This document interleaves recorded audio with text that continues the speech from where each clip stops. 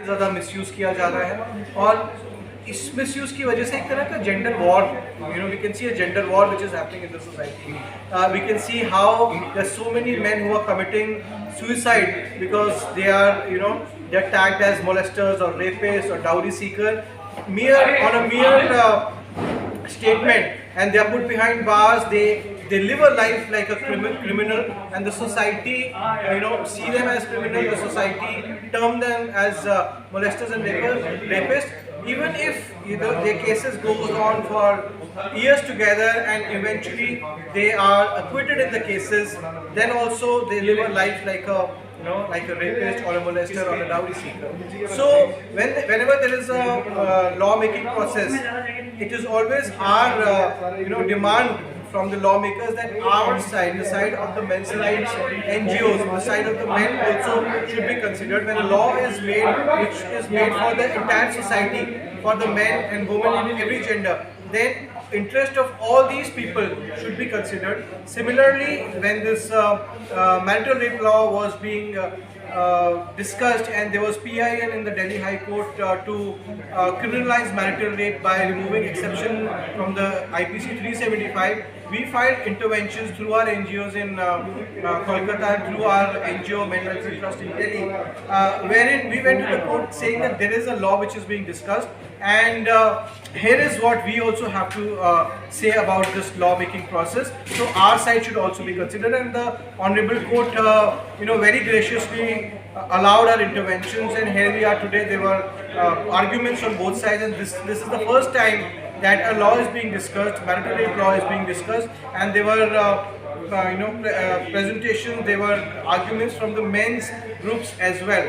So we have had a very extensive, very strong, lawful, research-based arguments based on the Constitution, Article 14, Article 15, Article 19 and 21, arguments based on how the consent in Section 375, the consent in IPC 375, which is the rape law, cannot be applicable in a married relationship, how there is a differentia in a offense which happens outside marriage and an offense which happens inside marriage. Of course, the possibility of grave misuse, of course the repercussions on the society, on the institution of marriage, and the whole gender discourse. So we've put all these arguments across, and we are expecting the judgment very soon. I don't know what the judgment is going to be, but we will take this fight to the conclusion, to wherever we can take it to the probably to the apex court also.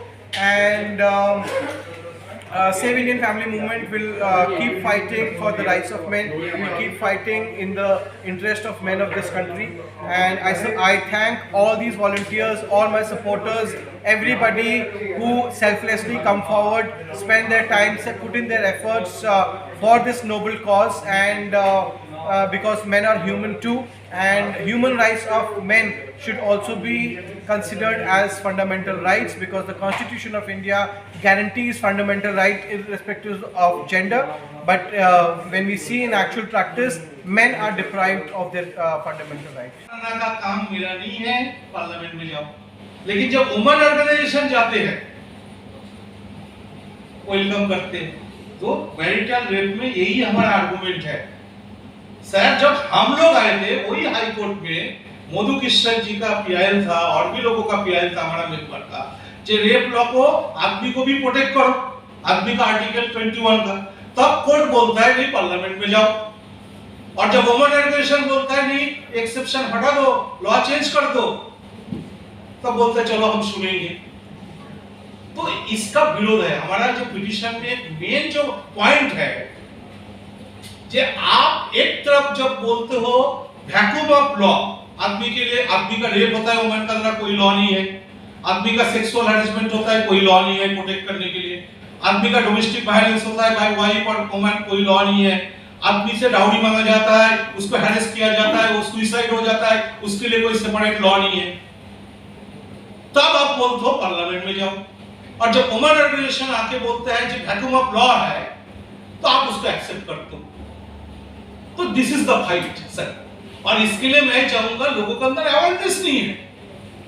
Even लोगों का क्यों बोलूं, मैं खुद ही आपको बताया presentation में 2005 का पहले मैं क्या सोचता था, हमारा देश में वुमेन का सुसाइड ज्यादा होता है, लेकिन क्राइम, नेशनल क्राइम पूरे रिकॉर्ड, इसमें तो आप कोई मैनिपुलेट नहीं कर सकते हो ना सर।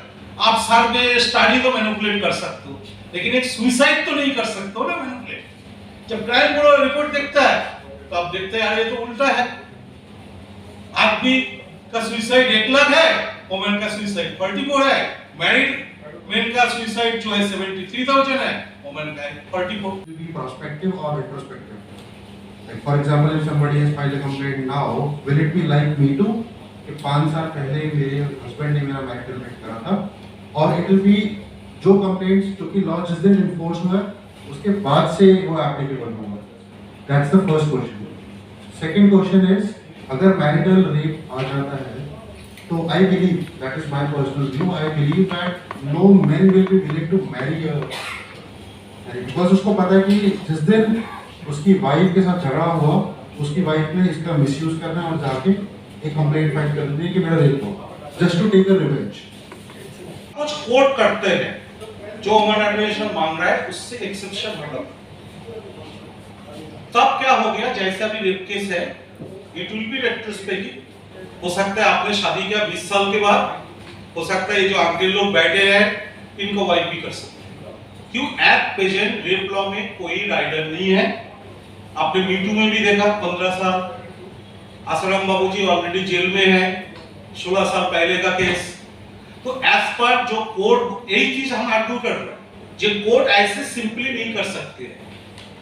गवर्नमेंट भी वही बोल रहा है, सर ये इशू बड़ा इशू है, हमें सब कुछ सोचना पड़ेगा, जैसे आपने बोला रेट्रोस्पेक्ट होगा कि नहीं होगा, बाकी जो लॉज है वो क्या होगा, सीआरपीसी में क्या चेंजेस होगा, एविडेंस एक्ट में क्या चेंजेस होगा, एक हॉलिस्टिक व्यू लेना पड़ेगा।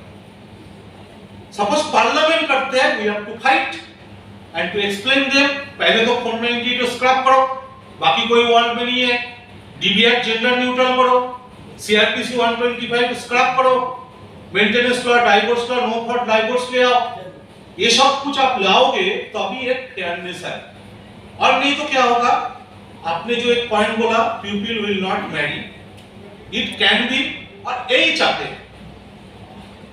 ये जो लॉ उन्होंने बार-बार, आप देखोगे 1980s ऑनवर्ड, जिनको मैरिज पसंद नहीं है वो चाहते हैं ह्यूमन शुड नॉट मैरी। जो लोग इसको प्रोपेगेंडा करते हैं, हम उसको बोलते हैं एलिट क्लास मेन और एलिट क्लास वुमेन।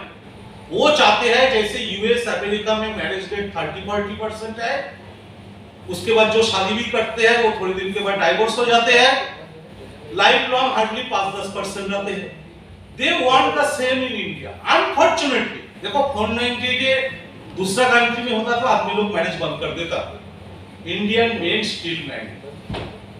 क्यों इंडियन मेन, आप लोग मानो ना मानो, मेरा बात नहीं है, रशियन का जो बिगेस्ट फेमिनिस्ट है, she married A Indian man after 2 divorce, and it is her comment, Indian men are the most respectful, caring, loving to their marriage. So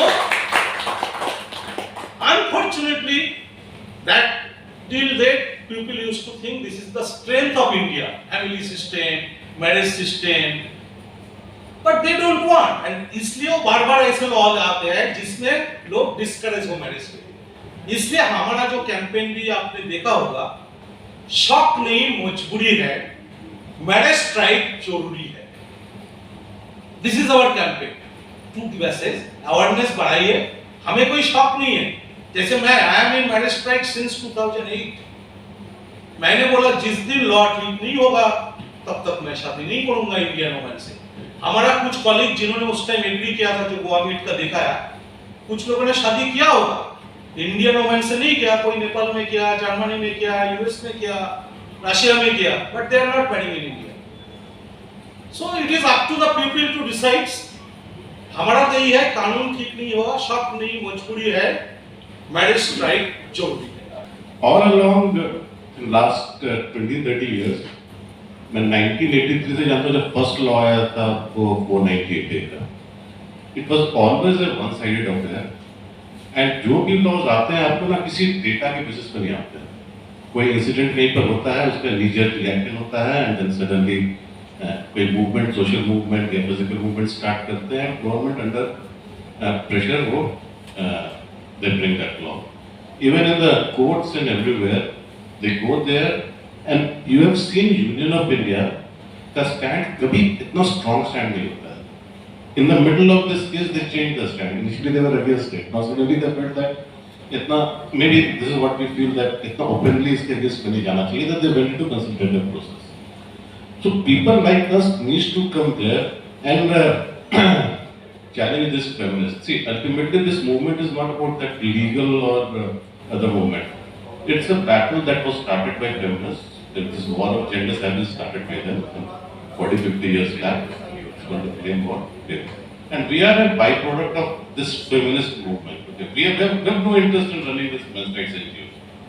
We are a working professionals, we have got their own career, but it's a backlash of this movement, this unfair laws and unfair misguided women empowerment they have brought into the system, is that we have come in. Then they have gone to the legal route and we have to go and make a fight.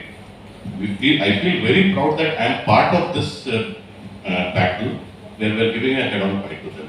And we have to ensure them now onwards they should not have it one-sided. It is not an easy battle for them. You know, the kind of arguments we have seen and in the attitude of the judges that we have seen, some of the judges, they are understanding our point of view. I don't know what kind of judgment will come in, but we feel that our points are being taken receptively by the judiciary, and these people are not prepared to face these kind of opposition.